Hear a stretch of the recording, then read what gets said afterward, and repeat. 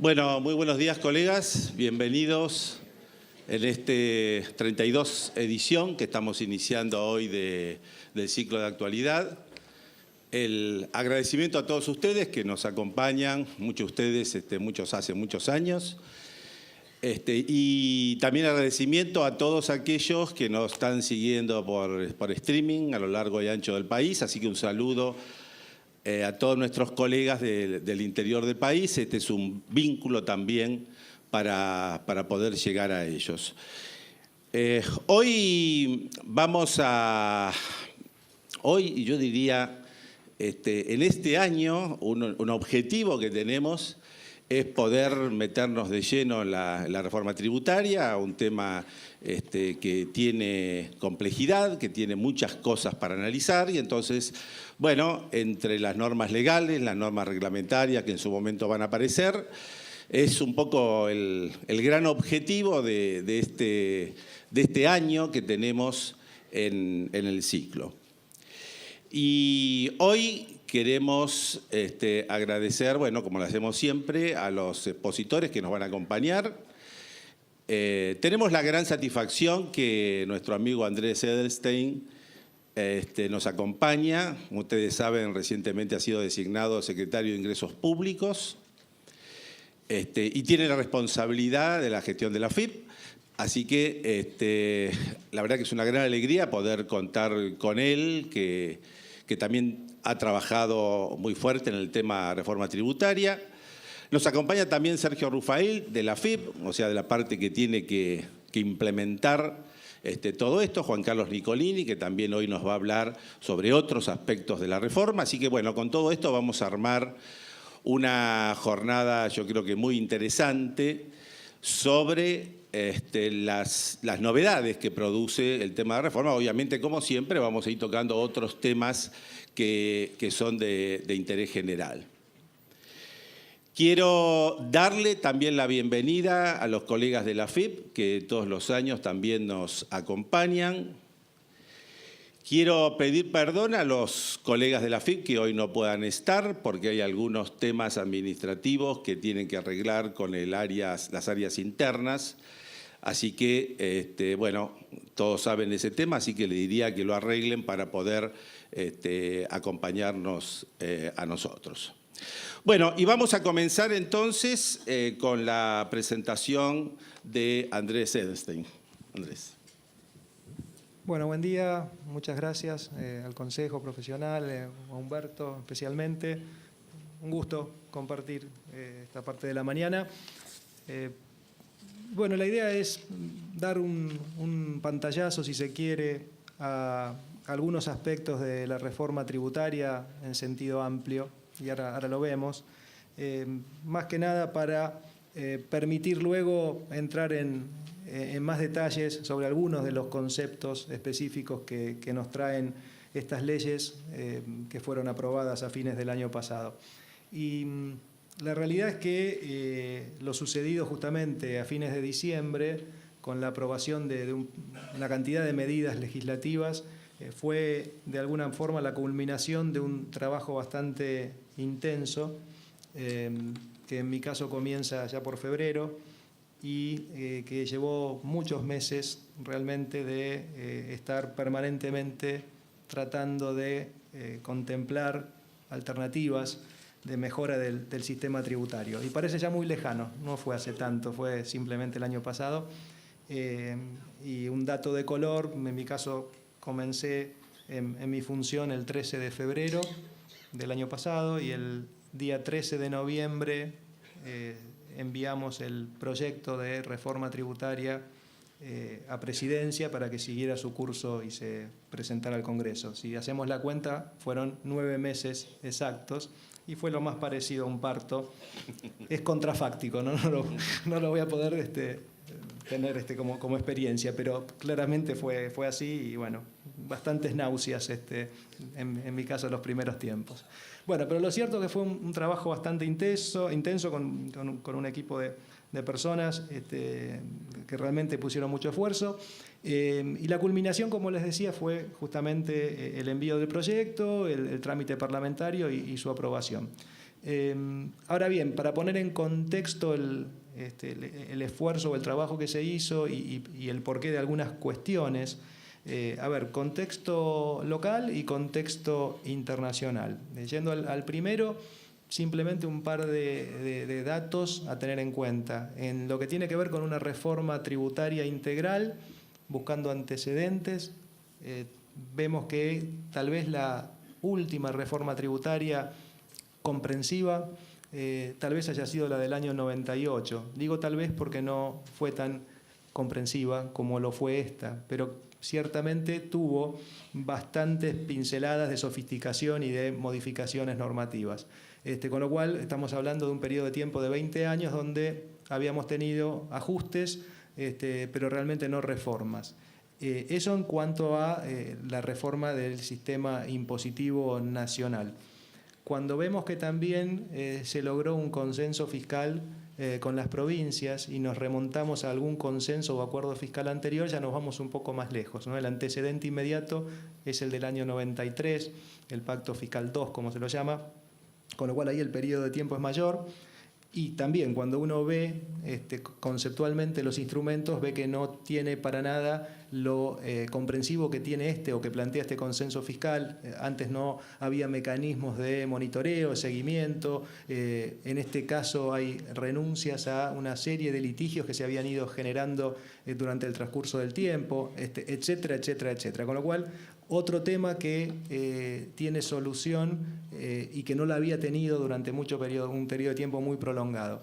Y si uno sigue con este tipo de cuestiones, podemos mencionar la cuestión del ajuste por inflación impositivo, ¿sí? 15 años donde tampoco había habido ninguna respuesta a nivel normativo y en este caso hay una solución. Como todas, puede haber alternativas superadoras, pero lo cierto es que hay una medida que encara el problema a través de un revalúo impositivo y contable que básicamente tiende a mitigar el efecto para el stock de bienes, ¿sí? a la fecha del revalúo, y con posterioridad y en forma totalmente automática y gratuita, diría yo, se permite la actualización de los bienes, de los costos computables para todo aquello que se invierta a partir del 1 de enero del 2018. Con lo cual se le está dando respuesta, repito, puede haber opciones superadoras con sus consecuencias fiscales, pero lo cierto es que se analiza el tema, se plantea, se pone sobre la mesa y se buscan soluciones y bueno, esa es la medida que, repito, por 15 años no había tenido ningún tipo de respuesta. Con lo cual, simplemente para marcar que habían necesidades diversas y que fueron por muchos años o ignoradas o no había posibilidades de hacer algo para mejorar el sistema y es eso lo que se estuvo trabajando y lo que culmina con este paquete de normas, incluido el consenso fiscal. Y un dato más en lo que tiene que ver con el contexto local, que son ciertamente las restricciones con las cuales se tiene que manejar cualquier tipo de política tributaria que tiene que ver con las cuentas públicas, ¿sí? A nadie le escapa que en una situación de déficit fiscal obviamente hay una tensión natural entre los objetivos de, por un lado, reducir ese déficit fiscal y por el otro lado tratar de reducir la presión tributaria. Obviamente que se contraponen y la respuesta razonable a este fenómeno es justamente tratar de avanzar gradualmente para que ambos objetivos puedan irse cumpliendo. Y para darles un par de números, cuando uno analizaba la situación del gasto, el tamaño, digamos, del gasto público, y veía que en el año 2015 el peso del gasto ascendía al 42% del producto, ¿sí? 42%, lo cual no es ni bueno ni malo, es una decisión que la sociedad toma a través del tiempo de financiar esa cantidad de gastos e inversiones, 42%. Cuando uno mira la evolución de ese peso del gasto, ve que el promedio de los últimos años, del 93 al 2003, si uno toma ese periodo de 10 años de tiempo para ver cuánto era el tamaño del gasto como porcentaje del producto, el promedio era 24%. Quiere decir que de ese 24% promedio saltamos al 42% en el 2015. ¿Sí? Esto implica 18 puntos más respecto del promedio. con lo cual claramente en suba. Evidentemente una situación complicada. Ahora, cuando uno mira el lado de los ingresos, si hacemos el mismo ejercicio, teníamos que el promedio en ese periodo de tiempo de la presión fiscal, como se la conoce, ¿no? El porcentaje de recaudación respecto al producto, era del 21-22%. ¿Y cuánto teníamos en el 2015? 32%. O sea, la presión fiscal había subido 11 puntos respecto del promedio, llegando a su pico en el 2015, una presión fiscal récord para Argentina históricamente, si ese 32% fue el pico, y a pesar de esa suba de 11 puntos de la presión fiscal, no se lograba compensar, ni mucho menos la suba de 18 puntos de suba del gasto. Bien, en ese contexto, ¿sí? Si uno mira, 42 puntos del producto es el tamaño del gasto, 32% es la presión fiscal, y evidentemente las cuentas difícilmente cierren. Con lo cual, la tarea por hacer es justamente que ese 42% vaya descendiendo, que es lo que ha ocurrido en el 2016, está ocurriendo o ha ocurrido en el 2017, y por otro lado ir haciendo más eficiente la recaudación y que también descienda gradualmente la presión fiscal, lo cual también ha sucedido en el 2016 y en el 2017. La proyección para este año 2018 es que esté levemente por debajo del 30%, ¿sí? Como consecuencia de las medidas que se han ido tomando, ¿sí? Se han reducido los derechos de exportación en su momento, se han incrementado las deducciones y los mínimos no imponibles. Estoy haciendo un poco historia de un par de años atrás. Se han tomado una serie de medidas que obviamente impactaron en la recaudación, ¿sí? Y eso es lo que genera una menor presión fiscal. Y la reforma tributaria también plantea una reducción de 1,5% en el plazo de 5 años, asociado también a una rebaja de la presión impositiva a nivel provincial equivalente a ese también 1,5% a lo largo de 5 años, con lo cual esa proyección de reducción gradual va a seguir ocurriendo. Pero bueno, este es el contexto local. En ese contexto y con las restricciones que plantean las cuentas públicas es que se tenía que diseñar y ahora implementar esta reforma tributaria. Y el contexto internacional, yo diría 2 cosas para marcar. Por un lado, los esfuerzos que viene haciendo el G20 y la OCDE para el combate contra la evasión, básicamente a través de intercambios de información y para reducir la elusión fiscal, y en este caso estamos hablando de la iniciativa BEPS de la OCDE, que ha tenido bastante trabajo en los últimos tiempos. Y ese principio o ese proyecto o trabajo BEPS también dio pie a que lo analizáramos de cara a la reforma, como les voy a comentar, con lo cual es una pata importante de lo que tiene que ver con normas internacionales en materia fiscal. Y la otra cuestión de contexto internacional son las reformas, algunas reformas que han ocurrido en el mundo y que son bastante relevantes, y para marcar tal vez la más trascendente es la reforma fiscal en los Estados Unidos de América, donde si uno toma algunos de los ingredientes, bueno, va a encontrar que hay una reducción importante de la alícuota corporativa en Estados Unidos, del 35% promedio se redujo al 21% para las empresas. También hay un cambio en el sistema de imposición sobre los dividendos, ¿sí? Hay un régimen de transición, ¿sí? Y hay un gradualismo que plantea esta reforma. Hay también ciertos aspectos de tributación internacional similares a los que plantea nuestra reforma tributaria. Y también hay un esfuerzo por promover las inversiones en los Estados Unidos de América a través de una serie de medidas de amortizaciones aceleradas de los bienes, etc. Con lo cual, en ese contexto internacional también tenemos que movernos, porque de lo contrario podemos quedar totalmente desenganchados de ese mapa en aras de atraer inversiones. Y con respecto a la alícuota de ganancias, bueno, es una reducción muy fuerte en los Estados Unidos de América. Argentina había quedado con una alícuota corporativa elevada, ¿no? Del 35%, y cuando uno miraba la misma región de Latinoamérica veía que esa alícuota del 35% estaba en un umbral elevado, y por eso también explicamos la reducción al 30% que ya aplica para este año 2018 y el 25% a partir del año 2020 para las utilidades de las empresas que se reinviertan y no se distribuyan. Bueno, ese es un poquito el contexto. Pasando entonces a la reforma tributaria o el paquete de normas, a ver, el paquete de medidas, si se quiere, más trascendente tiene que ver no solo con la Ley 27430 de reforma tributaria, sino que también incluye otras dos cuestiones. Una muy relevante, que es el consenso fiscal, que les comentaba, suscripto por todas las provincias y la nación, excepto la provincia de San Luis, que podrá suscribir y adherirse cuando lo considere.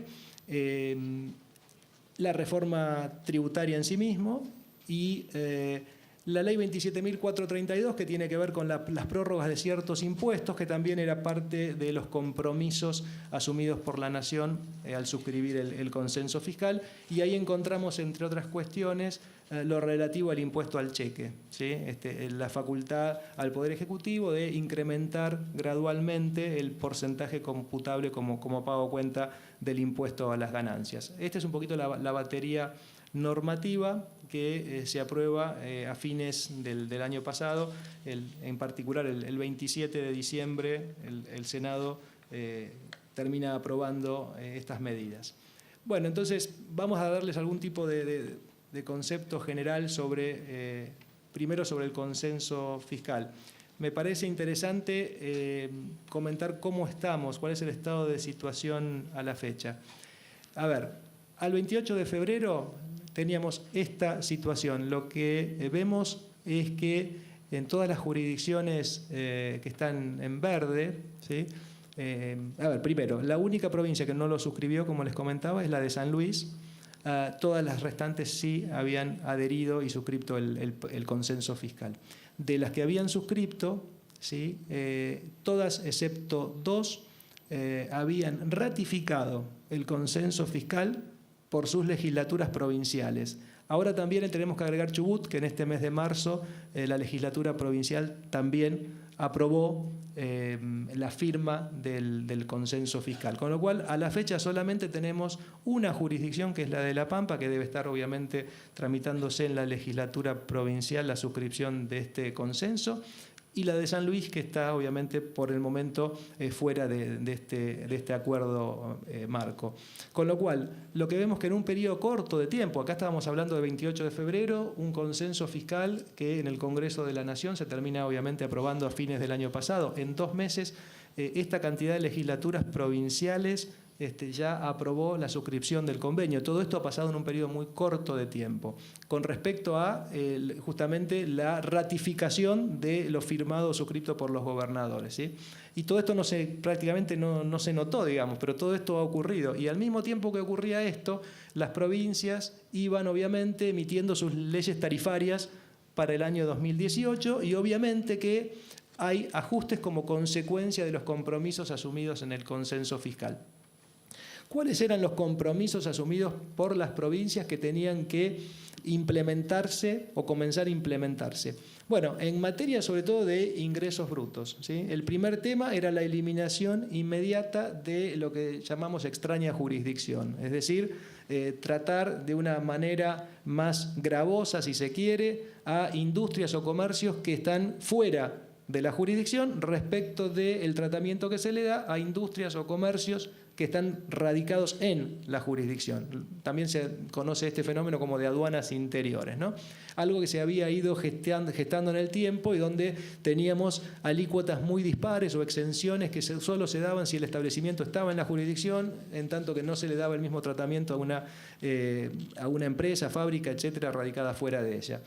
Esto lo tenían que eliminar de inmediato y vemos que la gran cantidad de jurisdicciones que han impartido sus leyes tarifarias para el 2018 lo han hecho. Y simplemente un ejemplo, provincia de Buenos Aires, ¿sí? Una industria radicada, una industria grande, vamos a suponer, porque hay obviamente distintas alícuotas por niveles de ingresos. Pero vamos al caso de una industria grande, la alícuota a la que estaba sujeta hasta el año 2017, una industria fuera de la provincia de Buenos Aires que tenía ventas en la provincia, bueno, la alícuota era del 4%, ¿sí? Los ingresos atribuibles a la jurisdicción, aun cuando fuera una actividad de industria manufacturera, por el mero hecho de estar radicado el establecimiento fuera, tenía una alícuota del 4%. A partir de ahora, ya la ley del 2018 unifica la alícuota, ¿sí? Con las industrias locales, si se quiere, y va al 1,5%, esa misma alícuota, ¿sí? Y esta reducción la vemos en varias jurisdicciones. Y esto, bueno, es una de las consecuencias del consenso fiscal y de los compromisos asumidos. La segunda cuestión tenía que ver con la desgravación de los ingresos por exportaciones de bienes. La realidad es que había una sola jurisdicción que establecía la gravabilidad, que era la de Misiones. Bueno, ya está el tema arreglado. Misiones obviamente cambia el enfoque y las exportaciones en Misiones no están sujetas al impuesto. Y luego viene algo más trabajoso, de implementación gradual, que tiene que ver con las alícuotas máximas por actividad y las exenciones que el mismo consenso fiscal plantea. Y donde ahí tenemos un cronograma, ¿sí? A cumplir con un cuadro de actividades y fechas y alícuotas máximas, y vemos que hay un periodo de tiempo de 5 años donde van a ir reduciéndose las alícuotas máximas, ¿sí? Año a año, y en algunos casos vamos a tener ya exenciones, como por ejemplo para la industria manufacturera, que tendría que estar exenta la actividad a partir del 2022, 2020 la actividad primaria. Es decir que amén de las reducciones o alícuotas tope que van a ir reduciéndose gradualmente, algunas actividades, sobre todo las que tienen más efecto cascada, van a tener una exención según lo que prevé este cronograma, ¿sí? De alícuotas y exenciones. Con lo cual, en virtud de estos compromisos, ya hay muchas jurisdicciones que, por ejemplo, están cumpliendo el compromiso de eximir a los intereses de créditos hipotecarios, ¿sí? Para la actividad de intermediación financiera. Sí, hay una gran cantidad de jurisdicciones que ya lo han hecho. Repito, había 12, a esta fecha había 12 provincias con leyes tarifarias para el 2018 que estaban dando cumplimiento a estas cuestiones que están marcadas como compromisos en el consenso fiscal. Y todo esto está ocurriendo. O sea, en 2 meses tenemos aprobaciones por las legislaturas de 20 y pico de jurisdicciones, tenemos 12 legislaciones, leyes tarifarias que ya se han impartido y dando cumplimiento en gran medida a los compromisos asumidos en este consenso fiscal. Bueno, en un periodo muy corto de tiempo, todo este movimiento que se dio, que es muy positivo, reitero, viene justamente a cuento del consenso fiscal aprobado el año pasado. Y a nivel de alícuotas, ahí tenemos un efecto un poco mixto, que es lo que se viene dando en este periodo, yo diría, de transición, que es el 2018. ¿Y por qué es esto? Porque hay algunas actividades, básicamente comercio minorista y mayorista en general, que en este año, según el cronograma, no tiene una alícuota máxima, ¿sí? Establecida. Pero sí hay alícuotas máximas, por ejemplo, para industria manufacturera del 2%, con lo cual lo que se está viendo es, en muchos casos, reducciones de alícuotas, donde están marcándose claramente que tienen que hacerlo. ¿Qué actividades son? Industria, ¿sí? Construcción, transporte, actividad primaria, créditos hipotecarios.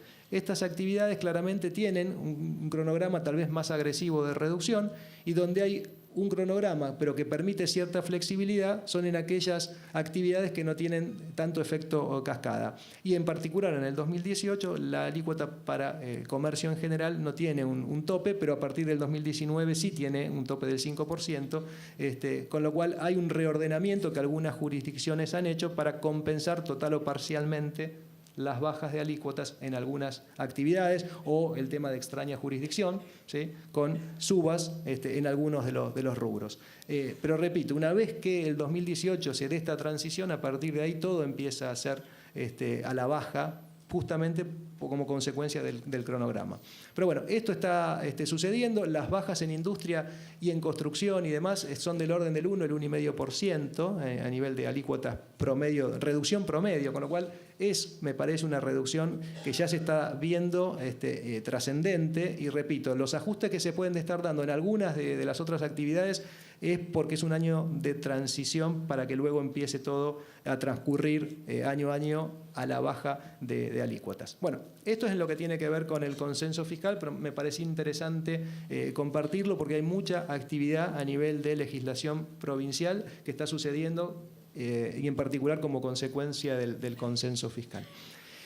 Bueno, y yendo al tema de la reforma tributaria, lo dividiría este pantallazo en dos bloques. Una parte que tiene que ver con medidas que están dentro de la reforma tributaria, que tienen algún tipo de conexión internacional o de recomendaciones surgidas de estos grupos de trabajo internacionales, y luego algún tipo de análisis más doméstico. Pero yendo al caso de normas internacionales, bueno, como les decía, el proyecto de la OCDE y G20 de BEPS, que tiende a evitar prácticas elusivas por parte de empresas, sobre todo multinacionales, que operan en diversas geografías. Bueno, obviamente que fue analizado ese trabajo junto a otro tipo de legislación comparada, y se introdujeron modificaciones, básicamente en la ley del impuesto a las ganancias y algunas cuestiones en la ley de procedimientos tributarios. Entonces, mi idea es comentarles cuáles fueron esas grandes, si se quiere, modificaciones que se introdujeron. La acción BEPS, como se la llama a este trabajo de OCDE, tiene 15 acciones, ¿sí? Están numeradas y cada una tiene un desarrollo, y es lo que estamos viendo aquí. La acción número 1, ¿sí?, tiene que ver con los desafíos que plantea la tributación de la economía digital. Y en ese sentido hay un debate a efectos, digamos, de establecer qué jurisdicciones tienen de alguna forma derecho a gravar la renta de las empresas que desarrollan actividades en la economía digital, lo cual es un debate que continúa. Hay un trabajo en desarrollo por parte de la OCDE y el G20, hay un reporte interino, digamos, ahora en el 2018, y se pretende llegar a una conclusión en el año 2020 respecto a cómo deberían ser gravadas las rentas que resultan de esta actividad de economía digital para las grandes empresas que se dedican a esta operatoria. Si es el país donde se usa el servicio digital, el que tiene la potestad para someter a tributación la renta de esa actividad, si es donde se genera el intangible o el desarrollo, un mix, si hay una fórmula a aplicar. Es un tema bastante complejo. La realidad es que ese es un trabajo en progreso, digamos, pero donde hay un cierto consenso es que en lo que tiene que ver con la imposición al consumo, bueno, el lugar donde se consume justamente el servicio digital, por ejemplo, es obviamente donde está el derecho a gravar con un impuesto al consumo ese tipo de manifestaciones. Bueno, en ese sentido, como ustedes saben, se ha introducido la figura de esta gravabilidad para los servicios digitales prestados desde el exterior, y es algo también novedoso en nuestro país, y surge como consecuencia de esta recomendación de la acción número 1 del proyecto BEPS. Otra de las acciones tiene que ver con las reglas de compañías controladas del exterior. Y ahí también hay recomendaciones en cuanto a normas antidiferimiento, y justamente como consecuencia de esto revisamos nuestras normas antidiferimiento y se propusieron modificaciones en el impuesto a las ganancias de manera tal que se eviten prácticas, si se quiere, no abusivas, pero de alguna forma que permitían diferir la tributación de rentas del exterior, sobre todo rentas pasivas del exterior, simplemente porque estaban alocándose en una sociedad extranjera que no distribuía utilidades, y por eso se podía dejar, digamos, la utilidad sin tributar en Argentina, en la medida que siguieran reinvirtiéndose las utilidades en estas sociedades extranjeras. Bueno, la legislación argentina, la ley de impuesto a las ganancias, tenía un sistema que en la práctica no operaba por una cantidad de razones, con lo cual se reformula ese sistema para que tenga una aplicación efectiva, y esto también surge como consecuencia de la acción número 3 del proyecto BEPS. Siguiendo en la lista de acciones, la acción 4 tiene que ver con la deducción de intereses de deudas, que es la capitalización exigua, como se la llama, donde ahí también vimos que el mecanismo que establecía la legislación argentina en la práctica no resultaba operativo, y por eso se propuso la modificación del sistema. El ratio que usaba la ley anterior, la ley de ganancias, era un ratio de endeudamiento de 2:1, ¿sí? La relación deuda-patrimonio neto. con algunas limitaciones operativas, era solamente con empresas controlantes del extranjero, era bastante dificultoso que pudiera aplicarse el fenómeno de capitalización exigua y que tuviera una consecuencia práctica.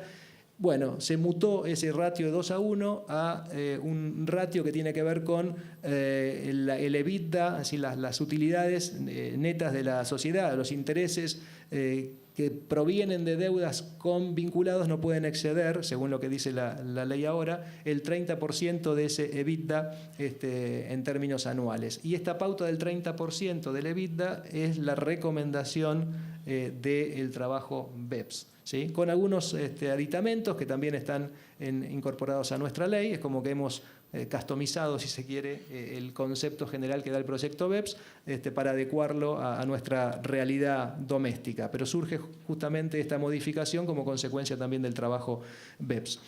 La definición de establecimiento permanente y cuestiones conexas están en la acción número 7. En nuestra ley de impuesto a las ganancias, llamativamente, no teníamos una definición de establecimiento permanente, lo cual era bastante extraño. Sí la teníamos en la ley de ganancia mínima presunta, que era una definición muy amplia y que excedía lo que teníamos escrito en nuestros tratados o convenios de doble imposición. Bueno, a partir de ahora tenemos una definición en nuestra ley de ganancias que va en línea justamente con los convenios suscriptos por nuestro país y con la definición de establecimiento permanente que está en estos convenios. La acción número 10, que tiene que ver con precios de transferencia, ahí también se han efectuado modificaciones, básicamente en lo que tiene que ver con la aplicación del método, el sexto método para operaciones con intermediarios internacionales, en el caso de commodities o bienes con cotización conocida. La acción número 13, que tiene que ver con un reporte país por país, esto es, las empresas multinacionales que tienen ingresos bastante importantes tienen que declarar en los países donde operan una serie de cuestiones vinculadas a las utilidades que obtienen, el personal que tienen en cada país, las funciones que hacen en cada país, de manera tal que, como una especie de un mapa, donde los fiscos, ¿sí?, pueden ver cómo se están alocando las utilidades y comparar con la cantidad de personal que tienen en cada uno de los países, las actividades que desarrollan, etcétera, etcétera. Este reporte país por país, que está funcionando en muchos países, no tenía previsto, en el caso nuestro, una sanción específica por el incumplimiento. Estaba establecida la obligación de este reporte país por resoluciones de AFIP, pero no había una especie de sanción especial. Bueno, en la ley de procedimientos justamente se incluyen entonces penalidades específicas para que la presentación de este reporte sea efectiva. Y el último tema o acción receptada por nuestra norma es la acción 14, que tiene que ver con la resolución de conflictos. Lo que plantea el proyecto BEPS es que, dado, por ejemplo, esta publicidad o esta mayor información que van a tener los fiscos, por ejemplo, con este reporte país por país, es razonable suponer que va a haber una litigiosidad, porque muchos países, cuando vean este tipo de reportes, bueno, van a observar tal vez que una empresa que tiene gran cantidad de personal en forma proporcional, si se quiere, en un determinado país, está alocando una utilidad tal vez exigua. Con lo cual eso va a dar lugar a una controversia, y la controversia va a ser, bueno, esta utilidad, si no la aloca en este país, la tiene que alocar en otro. Es una especie de discusión tipo convenio multilateral que nosotros estamos acostumbrados a ver. Y si no hay un mecanismo de resolución de controversias que sea fácil, ágil con algún protocolo, bueno, evidentemente va a haber una litigiosidad creciente donde van a terminar quedándose las causas y obviamente los contribuyentes siendo un poco rehenes de esta discusión. Entonces, lo que plantea el proyecto es que tiene que haber un mecanismo de resolución de controversias bien claro y marcado. Bueno, en ese sentido, se incorporan a la ley de procedimiento tributario, propusimos incorporar a la ley de procedimiento tributario dos cuestiones. Una que tiene que ver justamente con el procedimiento de acuerdo mutuo. Los convenios de doble imposición celebrados por nuestro país normalmente tienen un procedimiento de acuerdo mutuo para que si un contribuyente se siente afectado porque entiende que no se le está dando cumplimiento a las disposiciones del convenio, ¿sí?, puede acudir al fisco respectivo, a su fisco, y decirle: me parece que me están perjudicando en el otro país, y ahí se inicia un procedimiento para que las autoridades competentes dialoguen y se pongan de acuerdo sobre la tributación de ese contribuyente que está operando en los dos países. Bien. Este procedimiento de acuerdo mutuo no tenía un protocolo de cómo avanzar en esas cuestiones. Bueno, justamente ahora en la Ley de Procedimientos Tributarios hay un procedimiento a seguir para que, en caso de plantearse estas disconformidades, bueno, se sepa, tanto el fisco como el contribuyente sepan cómo se va a tramitar ese procedimiento. Y por otro lado, en materia de precios de transferencia, se establece la posibilidad de los acuerdos anticipados de precios. Una empresa, sobre todo las multinacionales, puedan plantear cuál es su esquema de precios de transferencia, y que ese esquema sea de alguna forma convalidado por la AFIP, o revisado y obviamente observado, pero por lo menos de antemano haya una certeza de que la política de precios de transferencia que piensa aplicar la empresa está en línea o es acorde a lo que establece la ley, o que de lo contrario obviamente se le diga claramente que no es así y que haga el ajuste correspondiente. Esto es algo también que por muchos años se trató de incorporar. Hubo algún proyecto legislativo anterior tratando de incluir esta figura del acuerdo anticipado de precios. Bueno, lo cierto es que ahora está normativamente plasmado en la Ley de Procedimientos Tributarios, al igual que lo tienen muchos otros países, inclusive de la región. Bueno, y en temas, y para ir de alguna forma tratando de concluir, la parte, digamos, yo diría más doméstica y más para llevar a tierra los conceptos de la reforma. Lo que propongo acá simplemente es hacer una comparación entre el sistema anterior a la reforma y lo que la reforma propone con respecto a una serie de ítems, ¿sí?, o rubros, para que podamos ver las implicancias de los grandes conceptos o las grandes definiciones que nos da la reforma tributaria para el caso de una empresa industrial o una empresa que se dedica a la actividad primaria, ¿sí? Repito, son una serie de indicadores y podemos comparar el tratamiento que tenían hasta antes de la reforma y el que estarían teniendo con la reforma. En el caso de impuesto a las ganancias, la alícuota corporativa para las utilidades que se reinvierten, sabemos que hasta el 2017 la alícuota era del 35%, vamos a pasar a la alícuota del 25% para el año 2020, con una escala, que es la que ya tenemos ahora, una escala previa del 30% para el 2018 y el 2019. Y a partir del 2020 ya está planteada la reducción al 25% para las utilidades que se reinviertan.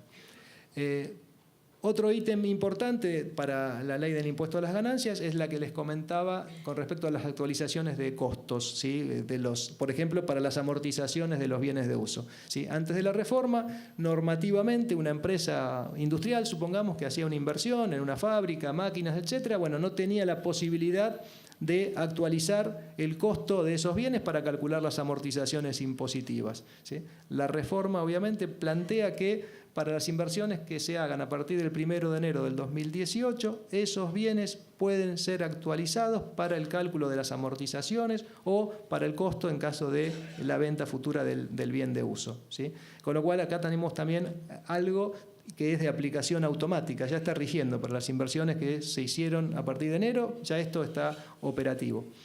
Yendo al impuesto al valor agregado, el marco normativo anterior no planteaba ninguna devolución o tratamiento especial para inversiones en activo fijo y a través de la reforma se modifica la ley del impuesto al valor agregado y se establece un régimen novedoso, yo diría, o inédito, que tiene que ver con la posibilidad de solicitar la devolución del crédito fiscal o del saldo a favor generado por inversiones en activo fijo en la medida que ese saldo a favor haya estado por un periodo de tiempo de 6 meses, ¿sí?, acumulándose, con lo cual en esas situaciones el contribuyente puede solicitar la devolución. Con lo cual en muy poco tiempo ya vamos a estar obviamente viendo las primeras solicitudes, obviamente que la reforma empieza en enero, con lo cual hay un periodo de 6 meses que tiene que transcurrir, pero es un régimen muy interesante que de alguna forma alivia el costo financiero de los proyectos, en particular los proyectos nuevos o las empresas nuevas que no tienen débitos fiscales, ¿sí? Y que tienen que esperar a que se produzcan las ventas o comiencen las exportaciones para empezar a recuperar ese crédito fiscal. Bueno, ahora lo van a poder hacer en forma rápida con este sistema de devolución anticipada del IVA.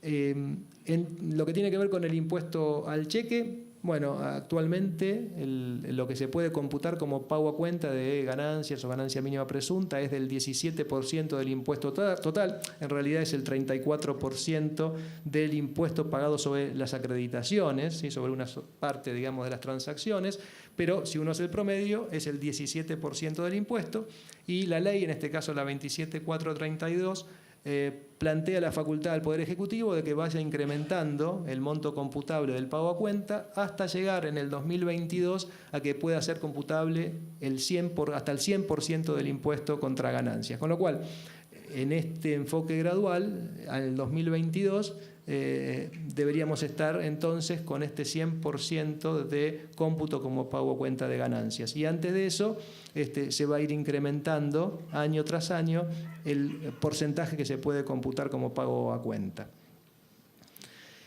En materia de contribuciones patronales, bueno, el esquema plantea, o el esquema anterior planteaba alícuotas diferenciadas, 17%, 21% y ningún tipo de detracción o mínimo no imponible.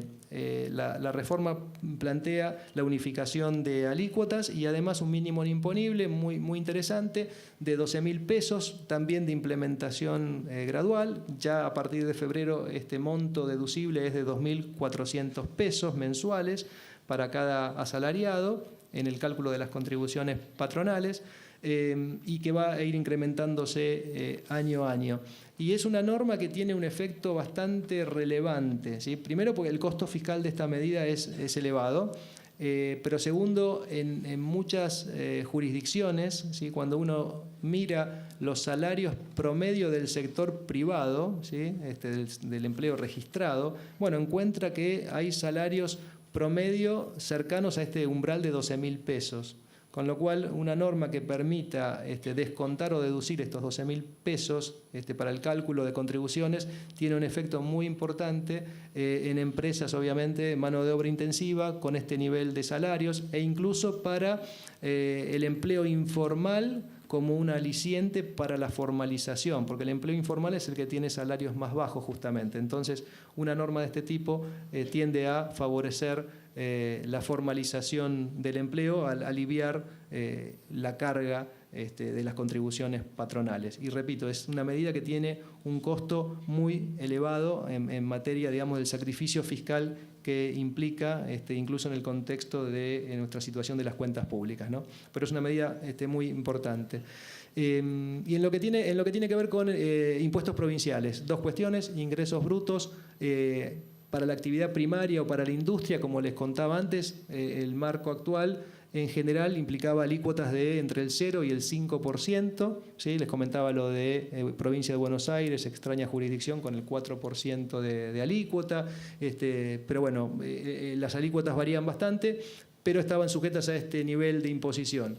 La reforma plantea, para el caso específico de actividad primaria o de industria, según este cronograma, que tienen que estar las actividades exentas. Cuando, bueno, el 2020 para la actividad primaria, 2022 para la industria, y en ambos casos las alícuotas tope van a ir reduciéndose año a año hasta llegar a esta exención en algunos de estos 2 años, ¿sí? Con lo cual estamos viendo que vamos a pasar a un 0% de imposición en el caso de estas actividades. En el impuesto de sellos, ¿sí? Otro impuesto también controversial, si se quiere, tenemos que la alícuota promedio del impuesto es del 1%. Dejemos de lado lo que tiene que ver con transferencia de inmuebles, que es un caso separado, pero para contratos en general, alícuota del 1%. También aquí se plantea un escenario de reducción gradual del impuesto, llegando al año 2022 con el 0%. ¿Sí? Entonces, digo, como resumen de los grandes temas que plantea la reforma, si uno analiza el marco impositivo imperante hasta el 2017, ¿no? La columna que vemos a la izquierda, y compara con lo que ya tenemos en algunos casos o lo que vamos a tener según los propios cronogramas o el propio enfoque gradual que plantea la norma, bueno, vemos que una empresa va a estar sujeta al 25% sobre las utilidades que reinvierta, que va a tener la actualización de los costos de las inversiones que haga en activo fijo, ¿sí?, en forma automática, que va a tener la posibilidad de solicitar la devolución del IVA de los bienes de uso, que va a poder computar como pago cuenta de ganancias el impuesto al cheque en un 100%, como lo plantea la norma en el 2022, que va a tener un monto deducible para el cálculo de las contribuciones patronales, que va a tener 0% de ingresos brutos en el caso de actividad primaria o industria y según el cronograma, y que el impuesto de sellos también va a tener un 0%. O sea, si uno se enfoca en esa columna, y obviamente más allá de este gradualismo, bueno, creo que tenemos un sistema impositivo mucho más amigable y que promueve la inversión y el empleo del que teníamos. Así que bueno, espero haber dado un pantallazo general y conceptual, así que muchísimas gracias. Muchas gracias Andrés. Efectivamente, te agradecemos porque hemos recibido hoy un amplio panorama general, así que esto nos va a servir para, a partir de ahora, poder hacer una inmersión detallada en cada uno de los temas. Yo creo que todos tenemos que tomar conciencia que estamos ante una reforma estructural, quizás de la que no teníamos hace 25 o 30 años en el país.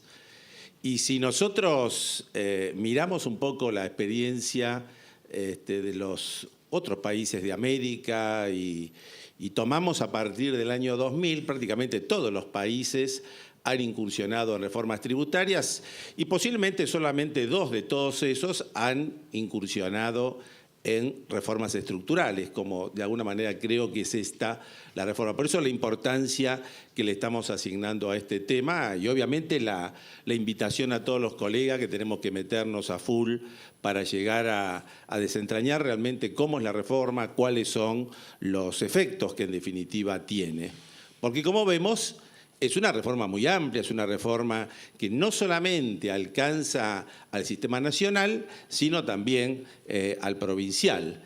Y más allá de que el impuesto a las ganancias es posiblemente el impuesto que mayor modificación ha sufrido en nuestro sistema, hay otras modificaciones que también están incluidas y que son muy importantes, como es la parte de la ley de procedimiento fiscal, porque ahí, bueno, como sabemos, es esta ley ritual que regula la relación de fisco-contribuyentes, donde hay muchísimas normas, otra modificación muy importante que se ha hecho, más la ley penal tributaria, que tenemos hoy una nueva ley penal tributaria, con lo cual vemos que el panorama es un panorama muy amplio. Yo quería cerrar la presentación de Andrés con un pequeño ping-pong que tendría que ver con un tema, porque una de las cuestiones que nosotros tenemos que ver con claridad es el problema de las vigencias.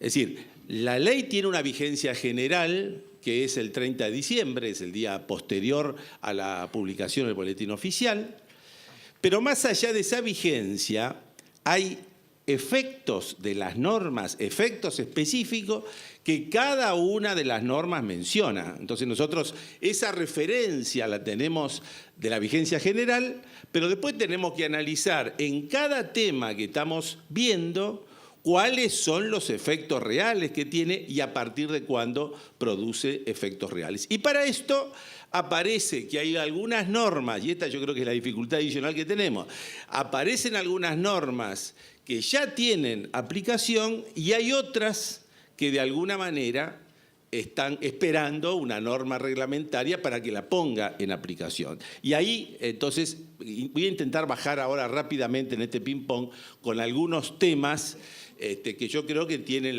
para todos nosotros, tienen la preocupación realmente de esa definición, ¿no? Es decir, de cuándo estamos ante una norma que ya está aplicándose o cuándo estamos en esa situación de espera de la reglamentación. Uno de esos es el tema del impuesto al cheque y el pago a cuenta. Ya esto Andrés nos ha adelantado cómo viene el tema. Ahora, ¿qué pasa con esta situación y qué pasa con la norma reglamentaria? ¿Por dónde andamos, Andrés? A ver, primero la ley plantea una facultad al Poder Ejecutivo. No estaba preparado para el ping-pong, pero... Pero jugabas al ping-pong, así que no. Sí, jugaba.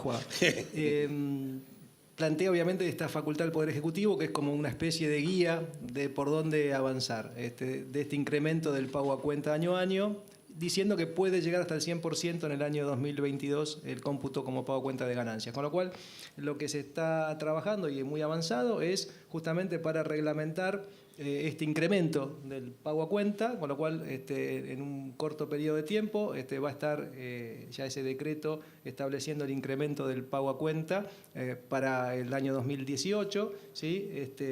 Dando de alguna forma cumplimiento, si se quiere, a esta guía que señala la ley, con lo cual obviamente no es operativo hoy porque no está todavía la norma, ¿sí? Pero la idea es que este cómputo como pago a cuenta empiece a regir ya para el impuesto que se está pagando desde el 1 de enero del 2018, con lo cual se puede ir obviamente acumulando y la norma va a plantear este incremento justamente para ser aplicado contra los anticipos o el saldo de declaración jurada del impuesto a las ganancias o de mínima presunta de ejercicios iniciados a partir de enero del 2018. O sea, que es la misma vigencia, como vos bien decías, por ejemplo, de las modificaciones del impuesto a las ganancias. En particular, la norma, todos los cambios en ganancias tienen vigencia en términos generales para ejercicios fiscales iniciados a partir del 1 de enero del 2018. Y es cierto, cada uno de los títulos, son 13 títulos que tiene la ley 27430, son 319 artículos, o sea, es algo bastante abarcativo, pero cada título tiene su propia vigencia por distintas cuestiones. Una modificación de impuestos internos, ¿sí? Si no se preveía, podía tener aplicación inmediata y no hay manera de una norma que se aprueba el 30 de diciembre, y obviamente uno cuando redacta no sabe cuándo va a ser aprobada la norma, pero una norma que se aprueba el último día de un mes, si uno no considera nada especial, y bueno, puede tener vigencia a partir del día siguiente, y al día siguiente uno tiene que estar vendiendo cigarrillos con un precio diferente como consecuencia del impuesto, o vendiendo combustibles, con lo cual lo que plantea la norma en cada título es una vigencia de alguna forma, que contempla estas dificultades operativas, y en el caso de impuestos internos la vigencia era a partir del 1 del mes subsiguiente, por eso es 1 de febrero, en el caso de combustibles 1 de marzo, en el caso del IVA también febrero, en fin, una serie de situaciones que parecen obviamente sumamente complejas, pero que tienen sentido común, diría yo, y justamente recogiendo problemas que se habían generado en legislaciones anteriores como consecuencia de no prever estas dificultades operativas y esta especie de mini transición natural que tiene que haber para que empiece a funcionar una determinada norma. Muy bien, servicios digitales, dijimos, es otra de las modificaciones el impuesto de valor agregado. En el último Congreso Tributario que hizo este Consejo, fue justamente el tema que se analizó. Tuvimos la participación de una experta argentina que está trabajando en este momento en Europa, con lo cual nos trazó un poco todas las líneas que existen en materia de imposición en Europa. La Argentina elige una de esas líneas. Y básicamente esto está apuntando a los servicios digitales que son recepcionados en el país por los que no están inscritos, porque estaban inscritos ya estaban sujetos, ¿no? Es decir, faltaba nosotros como usuarios de Netflix o cualquier servicio que no estaba grabado y que pasa a estar grabado. Bueno, y acá entonces nos encontramos ante lo mismo. Hay que definir el sistema de cómo va a ser el ingreso o cuándo. Esta sería la otra norma que estaría faltando. Sí, ahí también se está trabajando y en muchas cosas estamos actuando en forma conjunta, obviamente con la AFIP, porque se requieren normas, digamos, a nivel de decreto y después normas a nivel de resolución general y aplicativos, con lo cual es un trabajo conjunto y que por otro lado también, en el caso concreto del IVA de servicios digitales, también la reglamentación, la parte, digamos, de decreto está prácticamente lista. La parte de resolución es un poco más compleja, dado que hay una interacción natural con los que van a tener que aplicar el sistema, que tiene que ver básicamente con los intermediarios, ¿sí? Bancos y tarjetas de crédito, para que el sistema sea operativo. De nada sirve tener un sistema muy bien planteado en una norma que después no puede llevarse a la práctica, con lo cual, y hay dificultades o complejidades a nivel de sistemas en todas las organizaciones, con lo cual es necesario interactuar. También esperamos que la norma a nivel de decreto salga muy pronto y con posterioridad la resolución general para empezar obviamente a aplicar lo que establece la ley. Exactamente. Este tema de las complejidades administrativas también fue planteado en el Congreso Tributario. En otros países, de acuerdo al criterio que cada uno tomaba, también dificultades de implementación. En el tema de impuesto a las ganancias, hoy nos encontramos, obviamente, entre otros temas, yo quiero hacer una rápida anunciación ahora, aprovechando que nos está acompañando Andrés. El impuesto a las ganancias, el problema de las indemnizaciones por despido, que ahora tiene vinculación con lo que es el personal jerárquico para ver si está grabado, si no está grabado, si está exento, si no está exento, la definición de personal jerárquico y la situación de los ceses que hoy existe, con lo cual hoy el empleador tiene que tomar una decisión, pero no está la definición de personal jerárquico. Bueno, a ver, ahí para hacer un raconto, este concepto de personal, en realidad dice personal directivo y ejecutivo de empresas públicas y privadas, fue incorporado en el debate parlamentario, con lo cual era algo, digamos, no previsto de alguna forma en el proyecto y que obviamente implica a definir de alguna forma, porque justamente en el debate parlamentario se señala que las indemnizaciones justamente de este tipo de personas, ¿no?, de directivos o ejecutivos, empresas públicas o privadas, según lo que establezca la reglamentación, o sea, nos tiran el fardo, obliga justamente a definir. Y bueno, estamos trabajando en ese tema en aras de buscar alternativas, al igual que muchas otras cosas que nos plantea la reforma, en algunos casos previstas, en otros casos imprevistos como este, pero ciertamente eso va a formar parte de la reglamentación general y más profunda de la ley del impuesto a las ganancias, que es la que lleva obviamente más tiempo. Este es uno de los temas tal vez más inmediatos, porque se están dando casos obviamente en lo cotidiano y que hay que resolver, pero como cualquiera de ustedes también podrá considerar, no es una cuestión que tenga una solución fácil. Uno a veces tiene que ponerse en árbitro y lo que recibe son todos insultos, digamos, porque no es de fácil solución, es muy compleja y además una reglamentación que trate de respetar de alguna manera un principio de igualdad, con lo cual puede ser un tema ya de movida, luce controversial la norma,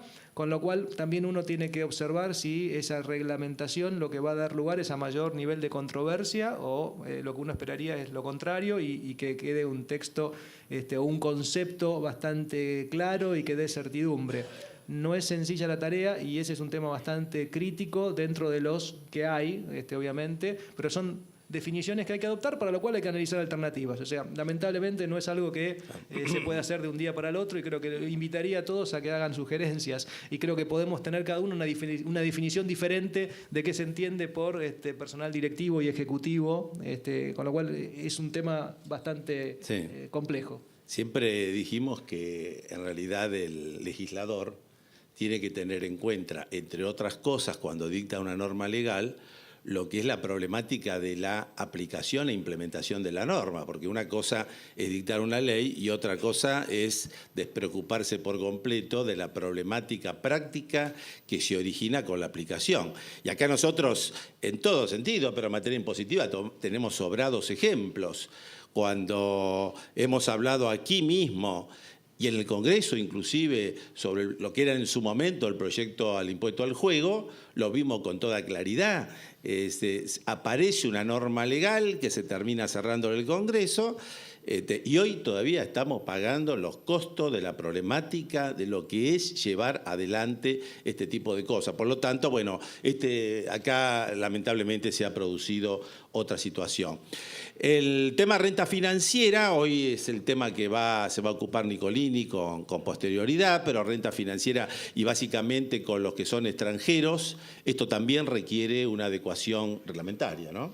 Sí, ese también es uno de los temas que ya también está tramitando, probablemente sea el que primero dé a la luz en términos de decretos, en lo que tiene que ver especialmente con sujetos del exterior, porque obviamente ahí se están dando situaciones Exacto. Donde corresponde aplicar el impuesto por el mecanismo de retención, con lo cual es la prioridad para que esto salga.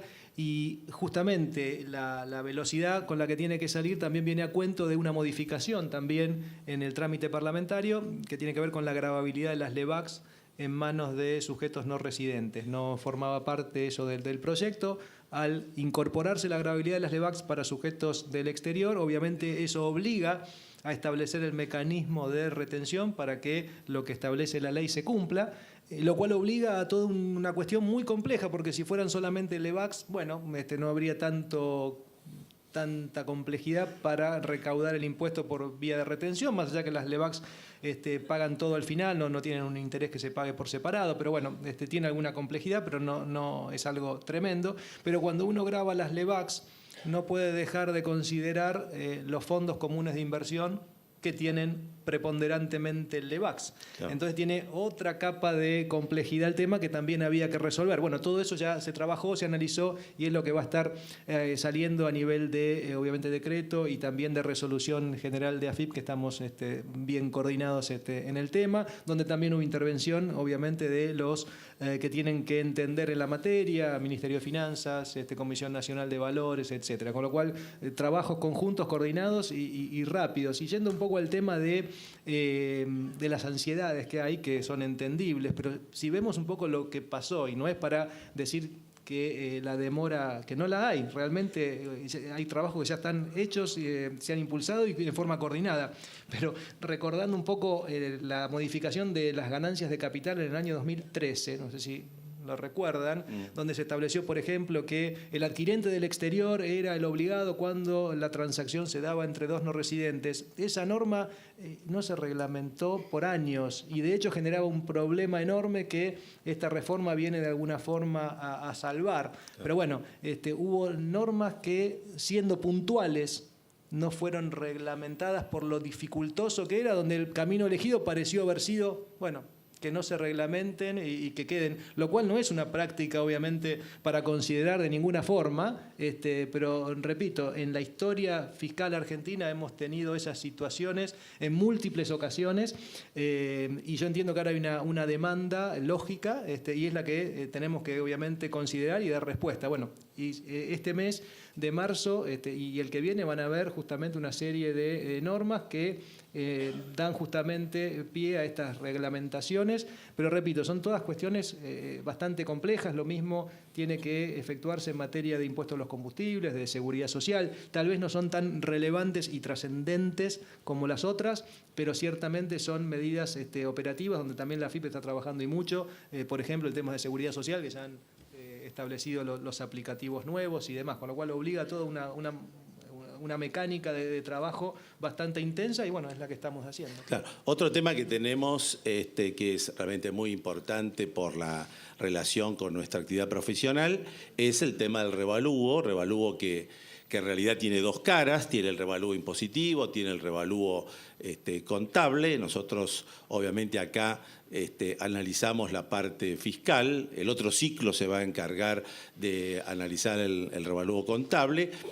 Y acá, como hemos dicho ya, bueno, hoy también lo vamos, Nicolini también va a tocar este tema, pero acá, como ya lo habíamos adelantado, la ley plantea un régimen opcional donde la tarea de profesional es muy importante para analizar en cada caso la conveniencia o no de la aplicación en función de lo que son los efectos, inclusive diferidos, que pueden tener los balances impositivos. Y acá, ¿cómo estamos con la reglamentación? También, trabajando en la reglamentación.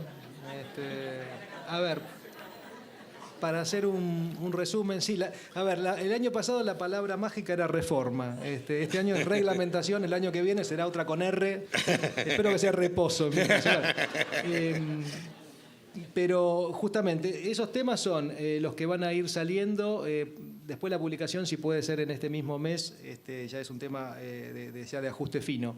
Pero claramente los temas que se están reglamentando en orden, digamos, de prioridad tienen que ver con renta financiera de beneficiarios del exterior, con IVA de servicios digitales, con el tema del impuesto al cheque, con el revalúo impositivo, combustibles y seguridad social que ya están rigiendo. Eso es lo inminente, diría yo, y van a ir en ese orden seguramente.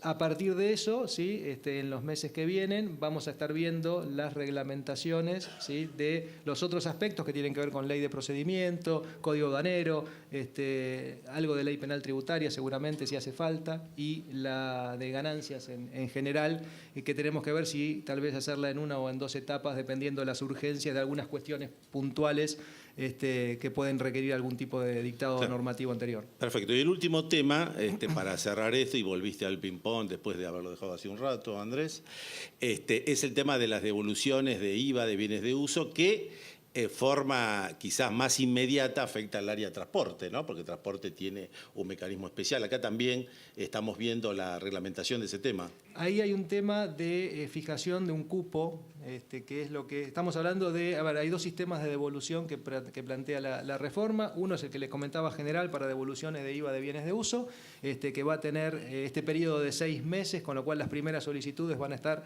empezando a ser presentadas, yo diría, en julio, agosto, calculo, con lo cual se está trabajando para que se pueda, obviamente, dar respuesta a esas solicitudes iniciales, pero por otro lado la norma plantea otro régimen que tiene que ver para las empresas de servicios públicos que reciben subsidios, y en ese caso es un régimen diferente que está sujeto a un cupo, ¿sí? Presupuestario anual, obviamente requiere esa fijación primero, y luego el mecanismo de distribución de ese cupo entre las empresas que puedan ser beneficiarias. Con lo cual ahí sí, también se está trabajando con esta cuestión previa, que es la definición del cupo, que es el que la ley está planteando. Bueno, Andrés, muchas gracias por esta presentación y quiero decir públicamente muchas gracias por estar siempre a disposición del Consejo cuando te requerimos para estos eventos. Así que, bueno, muchas gracias por todo esto. Un placer, muchas gracias. Ya te bajo, ¿no? Ah, bueno, perfecto. Bueno, vamos a pasar entonces a Sergio Rufail. Él también nos viene acompañando a los últimos años. Gracias, Sergio, por estar nuevamente con nosotros. Y un poco la idea hoy sería tratar de ver algunos aspectos de la agenda de temas que está manejando la FIB y la vinculación que tiene con la tarea diaria que tenemos nosotros como profesionales en ciencias económicas. Gracias, Sergio. No. Gracias a ustedes por la invitación y en especial también un agradecimiento al doctor Nicolini, que gentilmente me cambió el horario y se adaptó para que pudiéramos terminar en el primer corte. Dentro de los contenidos que queríamos compartir con ustedes están estos 4 temas. Uno que tiene que ver con la reforma y es la única cuestión vinculada a la reforma que vamos a tratar, el domicilio fiscal electrónico obligatorio, algo que les va a poner en términos críticos su vida en los próximos meses, que es la aplicación de ganancias, y les va a hacer pasar una Semana Santa muy linda, seguramente. Algunos cambios en el monotributo y algún rejunte de misceláneas y aclaraciones que me parece que es interesante poder compartir y anticiparles en qué estamos trabajando. En principio, referido al domicilio fiscal electrónico, ustedes saben que en el marco de la reforma, lo que antes en la ley de procedimiento trataba como optativo, ahora se transformó en obligatorio, y la primera aclaración que queremos hacer es: este domicilio no sustituye el domicilio postal o el domicilio fiscal no electrónico. Es un domicilio adicional. Y es obligatorio en términos de la administración para exigírselos a ustedes con la Constitución o la adhesión, pero no implica que la AFIP vaya necesariamente a utilizarlo en la totalidad de sus notificaciones. Lo quiero aclarar porque si bien es cierto de que en estos últimos 2 años se ha intensificado el uso de este instituto, obligando a su adhesión en los planes de pago, en los regímenes promocionales o en la categorización como pymes, etcétera, etcétera, la ley obliga a la adhesión y no a la utilización exhaustiva por parte de la administración. También es cierto, y parecería un contrasentido, pero quiero aclarar todo desde el comienzo, vamos camino hacia una utilización casi exclusiva que estimamos en el marco de 2 o 3 años transite absolutamente por esta vía. Con lo cual, al haberse cambiado la condición de opcional obligatorio, también nos exige a nosotros poder entregarles una transacción un poco más amigable y un poco más ordenada por el cúmulo de notificaciones que van a transitar por esa vía. La primera cuestión es que lo que hoy conocen como e-ventanilla, que sería el motor del domicilio electrónico, ha cambiado el diseño. En unos pocos días vamos a tener la nueva forma que tiene esta transacción, que ya hicimos una reunión previa con las autoridades del Consejo y la Federación para anticiparles, y comenzamos a hablar también de algunas cuestiones vinculadas a la reglamentación. Seguramente vamos a emitir una nueva resolución que no va a tener muchos cambios de la anterior, pero bueno, va a unificar en una nueva todo lo que tenga que ver con este domicilio. Y lo que no va a cambiar, y sí, es la forma de notificación de oficio que tenemos hoy vigente, es decir, aquella en donde la regla es cuando se notifique el contribuyente o los días martes o viernes, lo que ocurra primero. Esto quiere decir que, por más que lo conozcamos, me pareció interesante comentarles, la notificación de oficio va a seguir estando en los mismos términos, y quiero decirle que, de acuerdo a la experiencia recogida, es la notificación más, digamos, hay más notificaciones de oficio que notificaciones por apertura de documentos. Esto es, evidentemente, porque, bueno, o nosotros no alertamos lo suficiente que hay mensajes en el domicilio electrónico, o los contribuyentes o nosotros como colegas no lo estamos visitando, o por ahí la transacción, que también es cierto, no presenta la amigabilidad que necesitaríamos para esto. Esto se va a mantener. En el marco de la reglamentación de AFIP, la primera cosa que vamos a poner es la notificación va a tener que tener una serie de datos mínimos indispensables para a ustedes favorecerle la interpretación y la identificación de si se trata de algo crítico, convencimiento o no. Bueno, en la pantalla está, y digo, lo vamos a pasar rápido, total, este material les queda, pero va a hablar va a figurar la fecha de disponibilidad de la comunicación en el sistema, porque en este planteo de la notificación de oficio es muy importante saber cuándo se depositó en el buzón del contribuyente la notificación, cuándo se produjo la notificación activa y o cuándo se produjo la notificación de oficio, porque en virtud de eso empiezan a transitar los plazos cuando existan plazos formales involucrados, ¿no?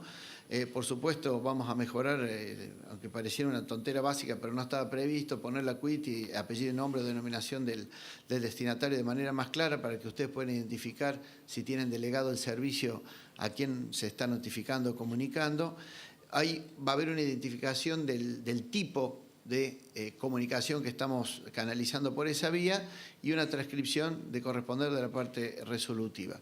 En la nueva reglamentación va a haber un cronograma de adhesión obligatoria que estimamos va a vencer en agosto del 2018. Esto es para quienes no hayan adherido aún al domicilio. Esto quiere decir que la adhesión no va a ser de oficio. La adhesión exige un acto voluntario del contribuyente en manifestar esta voluntad de adherir, pero también tienen que saber que la falta de adhesión a la obligatoriedad va a tener consecuencias que estimamos van a ser las mismas que hoy se vinculan con los problemas con domicilio, es decir, que no aparezca la constancia de inscripción hasta que se produzca, se subsane esta falta de adhesión.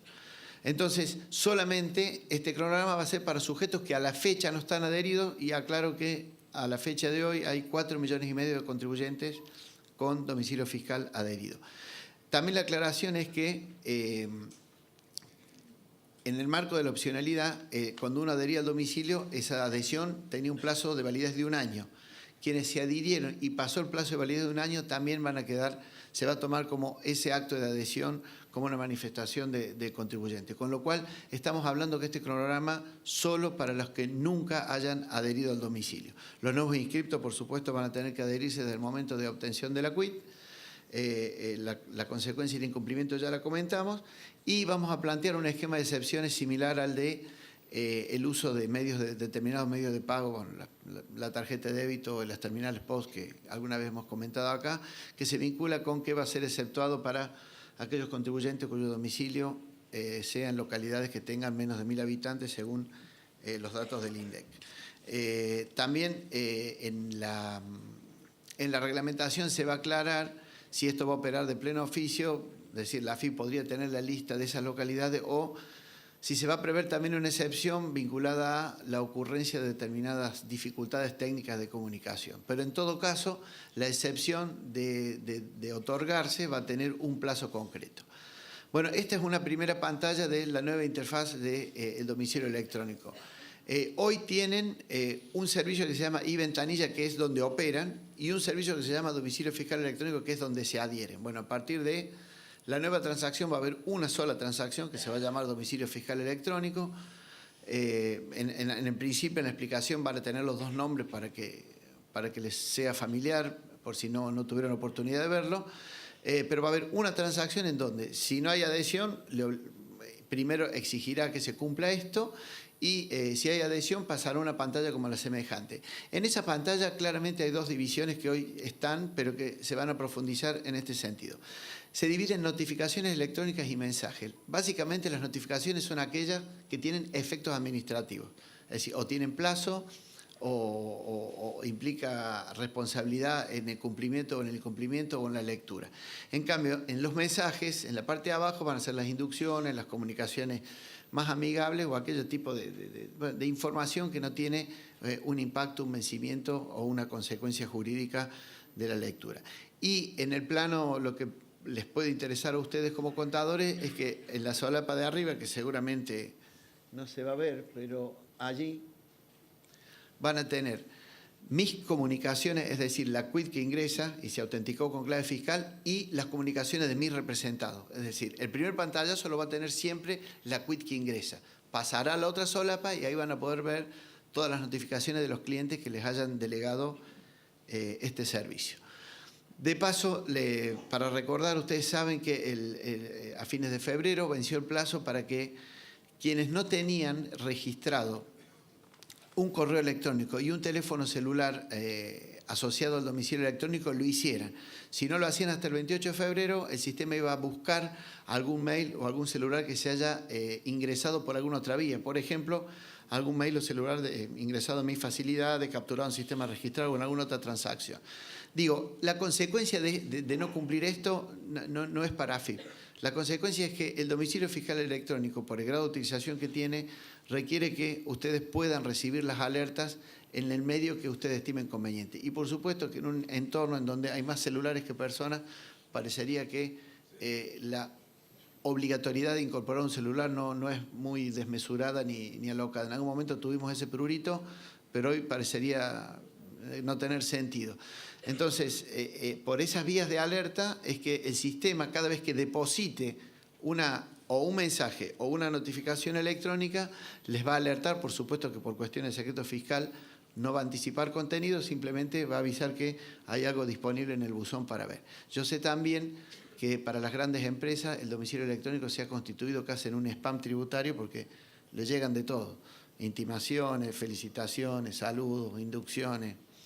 Bueno, no puedo prometer que no les llegue esa cantidad, lo que sí les puedo prometer es que va a estar un poco más ordenado. Esos cuadraditos que ven, la tecnología me superó y apreté el botón equivocado. Estos cuadraditos que ven ahí arriba, lo que tienen son categorizaciones de los tipos de comunicación más frecuentes. Un cuadradito va a ser seguramente intimaciones. En ese cuadradito de intimaciones va a haber un numerito que les va a decir cuáles son las intimaciones nuevas aún no leídas, para que rápidamente usted pueda identificar dónde puede apretar el zapato, digamos. Lo mismo va a pasar en su oportunidad cuando se comuniquen las boletas de deuda, cuando se comuniquen otro tipo de medidas más comprometidas. Y en la parte de arriba se van a aclarar la cantidad de notificaciones de oficio que se produjeron. Es decir, si yo durante, no sé, unos cuantos días y pasó un martes y un viernes dentro de ese plazo, no ingresé a chequear el buzón, bueno, ahí le van a figurar todas aquellas notificaciones que se produjeron de oficio, como para que lo tengan en cuenta.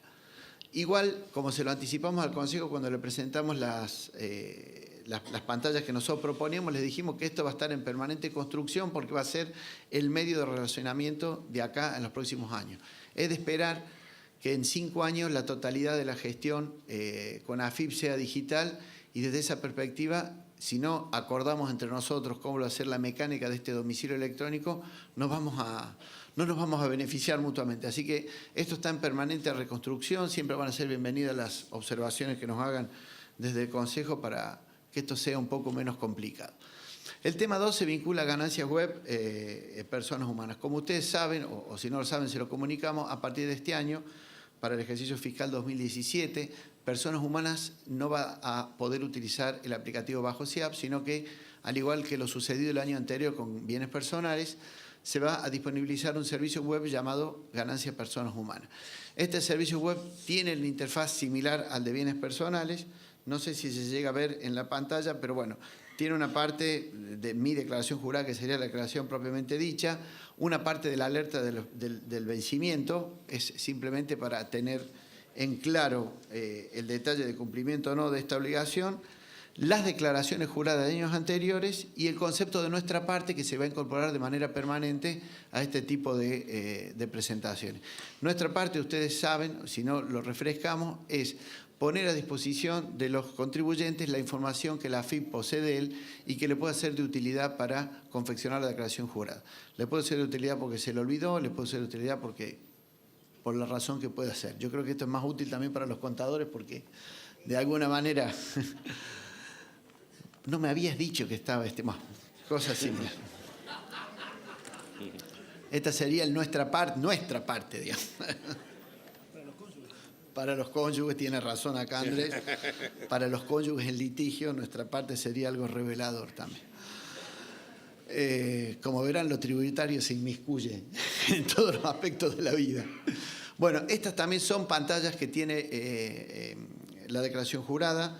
Va a tener dividido por capítulos, los capítulos habituales, es decir, las rentas, bienes y deudas, la variación patrimonial, la determinación del impuesto y la determinación del saldo. Estas serían las etapas que hoy normalmente ustedes transitaban en el SIAP, las van a tener en una pantalla. Ingresando a rentas, bueno, van a poder ingresar las rentas de fuente extranjera y de fuente argentina, y ingresando a la determinación del impuesto, van a poder ingresar a la otra pantalla en donde tienen toda la apertura necesaria y van a poder poner las deducciones, desgravaciones y todos los conceptos que puedan aumentar o bajar la base imponible. Por supuesto, en la determinación del saldo tendrán la parte pertinente donde se descontarán los ingresos directos, anticipos y demás. Ahora vamos a lo que más les interesa. ¿Cuándo va a estar disponible?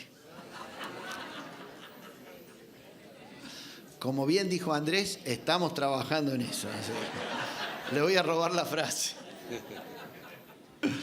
Bueno, ya hubo aunque no lo crean, hubo una especie de homologación con un grupo reducido de profesionales del Consejo de Capital y de la Federación en todo el país y algunas cámaras empresarias con quienes pusimos a disposición a algunos usuarios de homologación y comenzaron a llegar. Fueron de mucha utilidad porque comenzaron a llegar algunas mejoras, por supuesto, y algunos errores que tenía el aplicativo. Esa fase está concluyendo. Existirá una fase 2, que va a ser un testeo público abierto. A partir del 3 de abril la vamos a poner a disposición de todos los contribuyentes. Ustedes van a poder trabajar, va a tener la aclaración de que es una versión de prueba, van a poder trabajar, cargar los datos, ensayar todo lo que quieran y sugerirnos en un buzón de novedades que vamos a poner al efecto las observaciones. Este periodo de prueba va a estar abierto entre el 3 y el 12 de abril, ambos días inclusive. Luego del 12 de abril, o del 13, no veo bien, se va a cerrar la aplicación por unos días para hacer las adecuaciones y se va a poner, ahí dice versión definitiva el 1 de mayo. Lo que quiere decir con versión definitiva es la versión completa. ¿Por qué? A partir del 12 de abril, y mientras se hagan las correcciones, vamos a suponer que la última semana de abril se ponga en vigencia, probablemente se ponga en vigencia de manera incremental la registración de los bienes y de las rentas en principio, con la variación del patrimonio, la justificación de la variación patrimonial, y luego se pueda llegar a poner el botón activo de la determinación del impuesto y de la determinación del saldo. La parte buena, si es que la tiene, es que los datos que ustedes carguen en el periodo de homologación se van a conservar. O sea que lo que ustedes ensayen y puedan aportar les va a servir para adelantar el trabajo para el momento de las presentaciones. Y por supuesto, lo que ya les anticipé, que se iba a discontinuar la versión bajo SIAP, que va a seguir vigente solo para rectificar ejercicios anteriores al 2017. Vamos a repasar algunas cuestiones del monotributo que son por todos conocidas, que a partir de la reforma, el nuevo monotributo que entra en vigencia, como bien lo adelantó Andrés, cada capítulo tiene su vigencia en particular. El monotributo comienza a regir el nuevo a partir del 1 de junio del 2018. Bueno, tiene las novedades, yo diría, en mérito a la brevedad, porque también la conocen, la vamos a pasar rápido. No existe más la persona jurídica, hay un nuevo precio máximo unitario, la recategorización deja de ser cuatrimestral y pasa a ser semestral. Una va a ser obligatoria para todos los contribuyentes y tenemos un desafío de cómo enfrentamos esta transición, porque en mayo tenemos el viejo monotributo y en junio el nuevo, y en junio la primera recategorización. O sea, vamos a tener que recategorizarnos en mayo y vamos a tener que recategorizarnos en junio. Como siempre, la fácil sería, vamos a hacer las dos cosas, no se preocupe. Vamos a tomar una de las dos y se va a tomar como válida, todavía no está claro si... La primera cuestión es que la de mayo es opcional.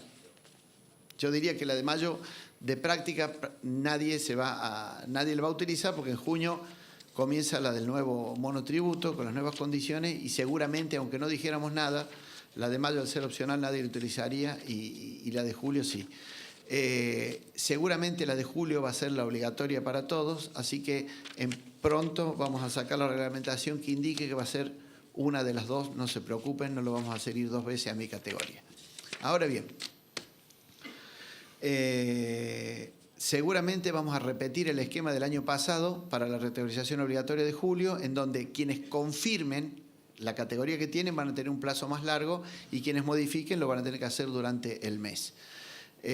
Bueno, luego las exclusiones y las incorporaciones en el nuevo monotributo y la eliminación del requisito de contar con una dotación mínima para las últimas categorías, como refresco en general.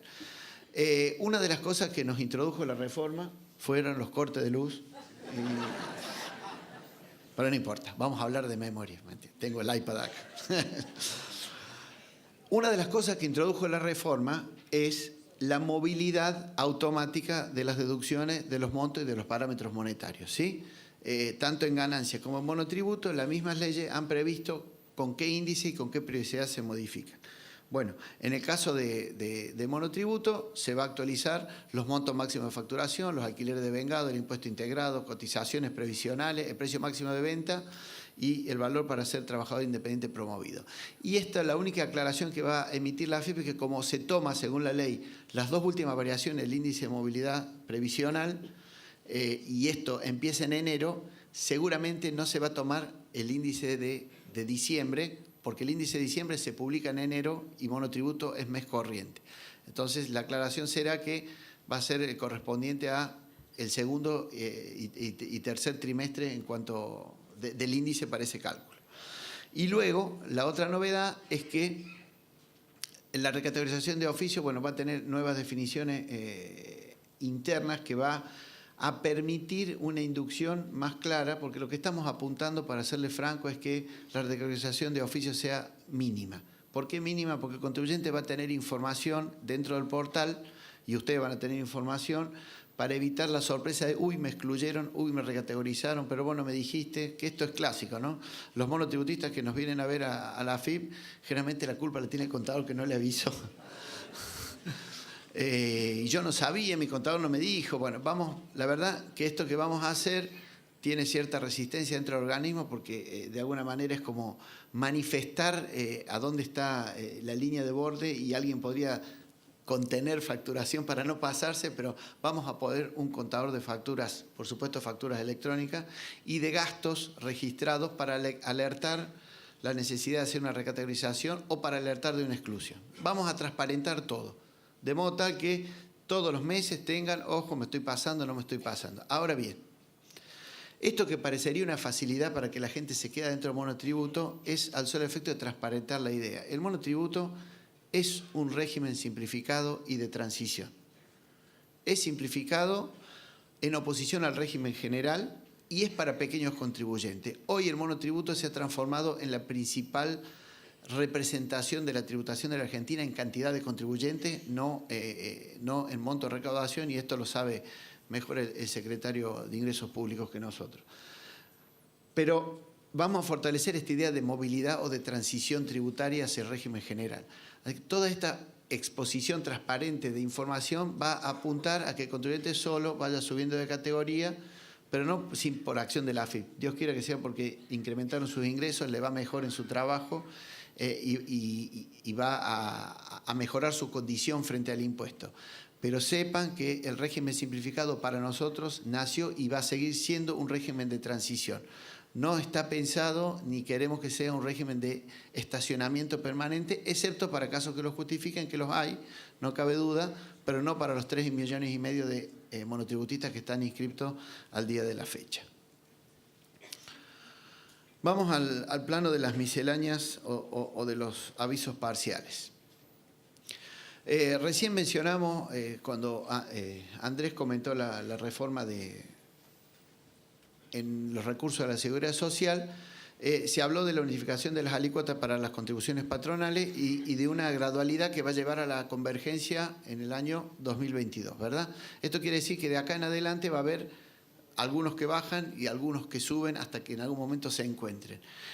La versión del aplicativo que utiliza y que prevé esto, al igual que la base imponible que también comentó, va a ser la versión 41, que lamentablemente, si bien ya está la resolución, el aplicativo va a estar disponible también el 3 de abril.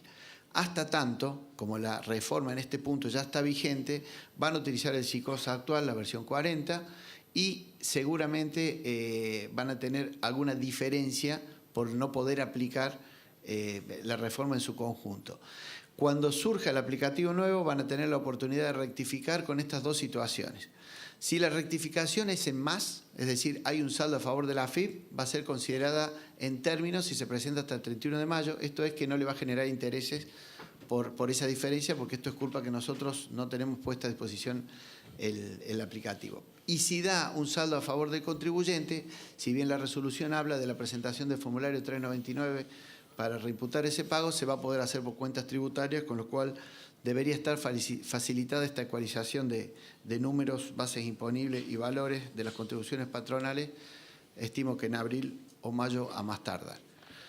En el tema de embargos, una novedad también que introdujo la reforma es que se pueden utilizar los fondos embargados para cancelar la deuda. Ustedes sabían que cuando se embargaba un saldo bancario, ese saldo queda inmovilizado a disposición del juzgado, porque está en el marco de un juicio, y esto es algo que a veces los contribuyentes, nosotros comprendemos, los contribuyentes no entienden el alcance, y tienen que buscar dinero por fuera del sistema para poder pagar la deuda, ¿sí? O un plan de pago de gestión judicial que tiene cupo, ustedes saben, por la resolución 3827, o otra forma, pedirán prestado o alguna forma X de conseguir los fondos. Bueno, la reforma permitió o está previsto poder que el contribuyente decida cancelar la deuda con los fondos embargados. Bueno, en este tema hay dos instancias. Una primera en donde esto va a ser en el corto plazo una actividad, vamos a decirlo así, en papel. Es decir, no va a ser sistémica, el contribuyente va a tener que hacer alguna presentación frente al colador fiscal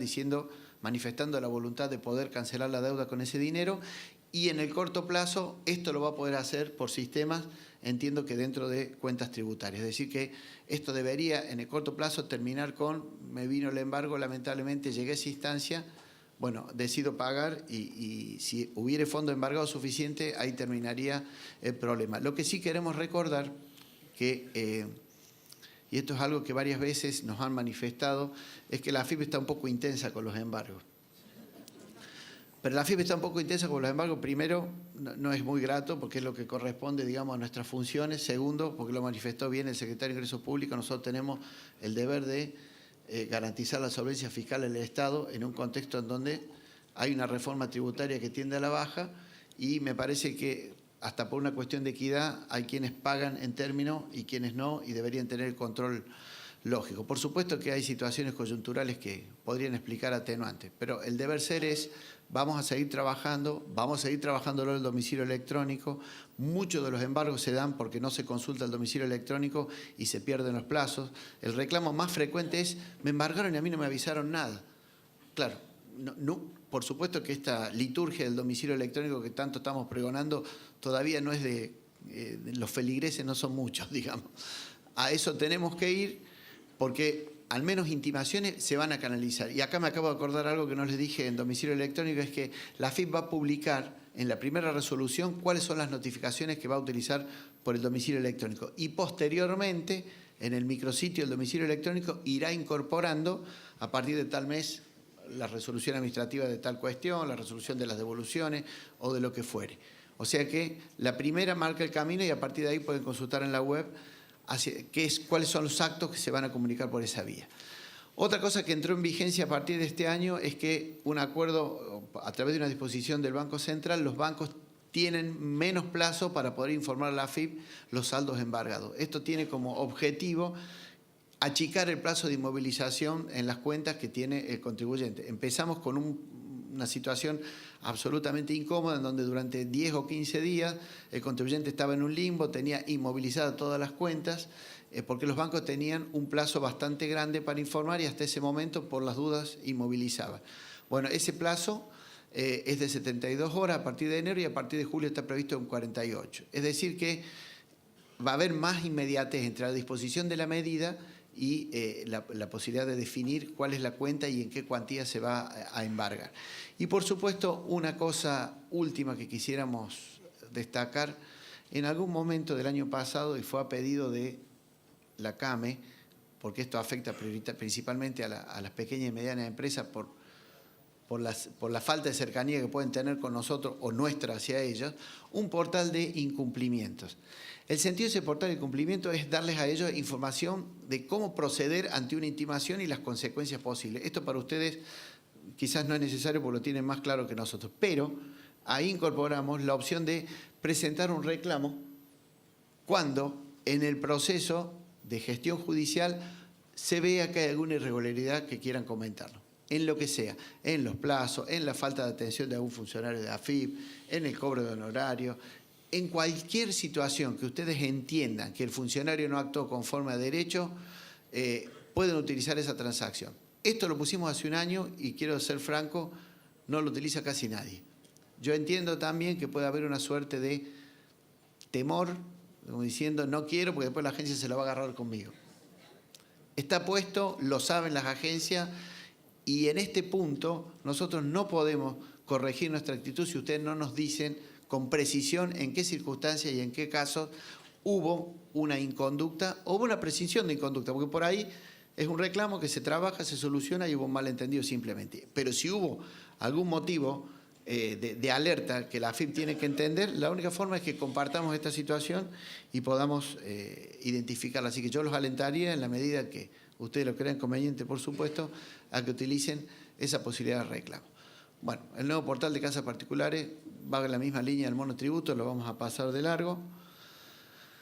Este recordatorio de los medios de pago lo traemos a colación de que el 31 de marzo vence el plazo para que los monotributistas, que eran el último eslabón, la totalidad de los monotributistas, era el último eslabón que tenía dentro del cronograma de realidad la obligatoriedad, va a vencer. Esto quiere decir que al 1 de abril prácticamente todos los comercios de atención al público deberían tener un mecanismo que posibilite el ejercicio del derecho del consumidor de pagar con tarjeta de débito.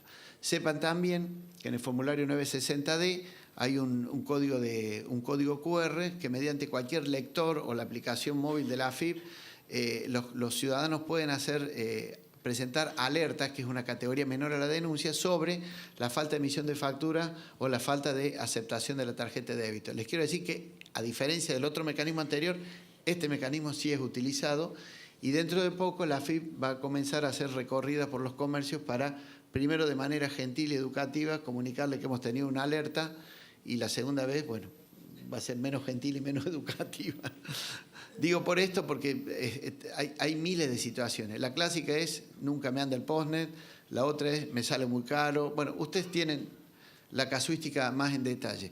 Hay un micrositio también de tarjeta de débito que tiene todos los beneficios asociados o los acuerdos comerciales que hay con las empresas que los comercializan y la posibilidad de cómputo como deducción de parte del costo de la POS y la rebaja de la retención en algunos casos, con lo cual se va achicando el universo de situaciones por lo cual no se justifique el no uso.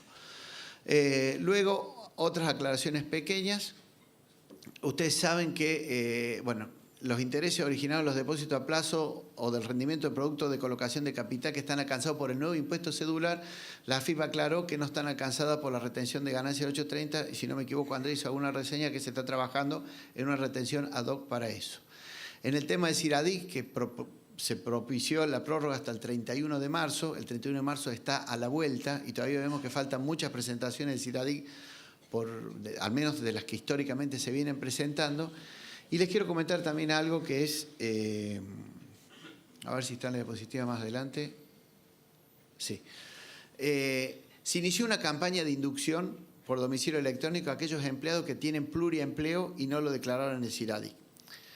Si el pluriempleo está dentro del SIPA, es decir, del sistema que administra AFIP, nosotros lo detectamos y hacemos el control correspondiente. Esta campaña le llegó a más de 100.000 personas, es decir, que hay 100.000 empleados en condiciones de ser retenidos que no han informado esta cuestión de pluriempleo. Y se da en caso de jubilaciones, en donde hay jubilaciones y pensiones concurrentes, y se da el caso de, aunque no lo crean, bueno, los docentes también tienen varios empleos en este punto, y la verdad que o por falta de conocimiento o por la razón que fuere que no vale la pena explorar, no está informado el pluriempleo.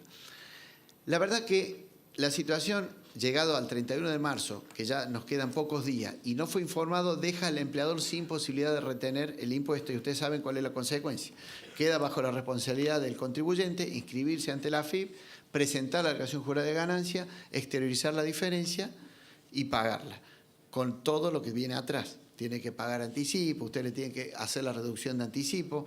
Se olvida algún contribuyente de pedirla antes del primer anticipo con la regla de más del 40%, tiene que pagar el primer anticipo, se acuerdan después en el segundo, les queda un saldo a favor que los obligan a seguir presentando la declaración jurada. Todo esto por, a veces digo, por no haber presentado los datos de pluriempleo. A partir del mes que viene vamos a implementar la solución que está en la pantalla, y es que solo en el caso del pluriempleo y de existir un saldo que no pudo ser retenido por el empleador porque superó el 35%, porque no fue informado por lo que fuere, va a haber una opción de que el empleado haga una autorretención por la diferencia y no tenga que escribirse en el impuesto y presentar la declaración jurada. Esto apunta a que, como se trata de una autorretención, va a figurar en mis retenciones y va a poder seguir usando la declaración jurada simplificada de ganancia, que la simplificada es bastante más simplificada que la declaración jurada normal. Si está en mis retenciones y él hizo el cálculo bien, va a migrar directamente de mis retenciones esa autorretención sumada a las que le hizo el empleador, el saldo le va a dar 0 y todos seguimos contentos, no se inscribió en el impuesto, no generó anticipo, no hay que reducir el anticipo, el fisco cobró lo que correspondía y los olvidos se olvidaron. Si fueran olvidos, por supuesto.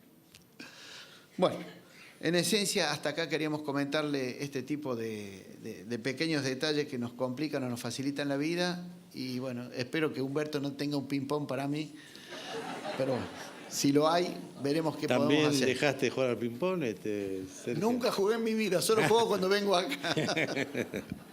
O te entrenamos, por lo menos. Sí, claramente. Bueno, gracias, Sergio, por esta presentación. Y hay un tema metodológico que quisiera acordar contigo, porque estamos en realidad ya para parar a tomar un café. Fue una mañana muy intensa, muy interesante, pero muy intensa. Pero a su vez hay muchas preguntas dirigidas a vos, con lo cual, si es posible, porque esto trastocaría un poco lo que habíamos planificado, hacer ahora 15, 20 minutos y después pasamos a las preguntas, así atendemos a los que han planteado la gente. Okay. Gracias. Bueno, entonces hacemos sí un descanso y continuamos. Gracias a todos. Muy bien.